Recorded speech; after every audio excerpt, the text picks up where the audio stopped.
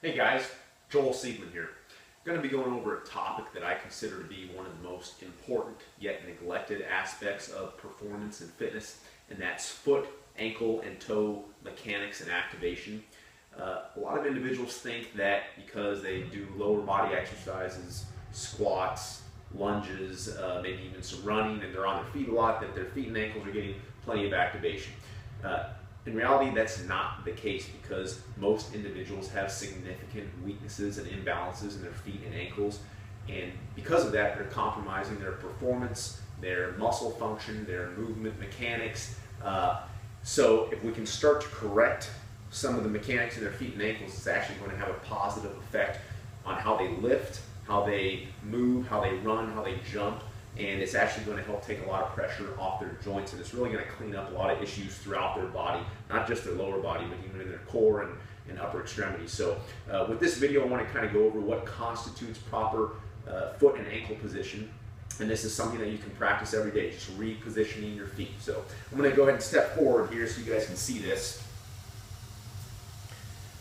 So first thing, when we're talking about the ankles and feet, we want to go over alignment. Okay, so really common when I'm doing this with my athletes and we're trying to kind of reposition and reprogram their nervous system for proper alignment, I'll say, okay, go ahead and get your toes straight.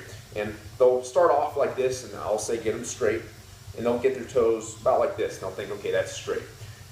That's still not straight. Okay, that's straighter than it was because they were here, but it's still not straight. We want the toes to be completely straight ahead. Their feet are parallel to each other. Okay, for most individuals, that's actually going to feel almost pigeon-toed at first, simply because a lot of athletes and general populations have a tendency to externally rotate.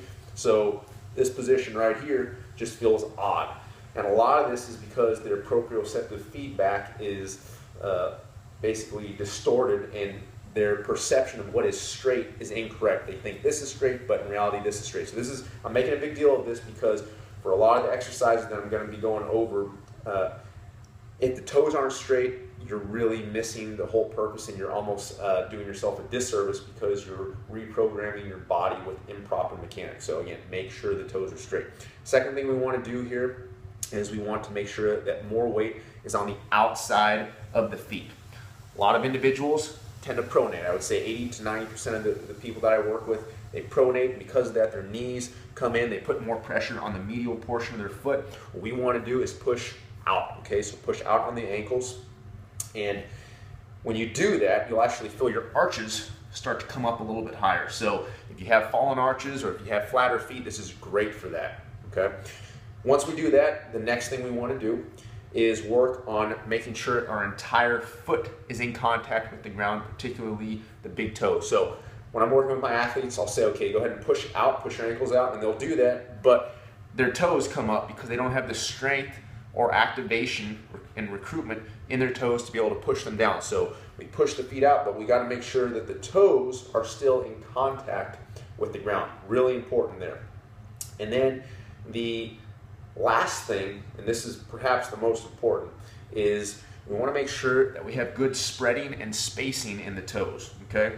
So see how I have good spacing here between my second phalange and first, really in line with the second metatarsal and first metatarsal, okay? So I have good space here. I can put my finger between there.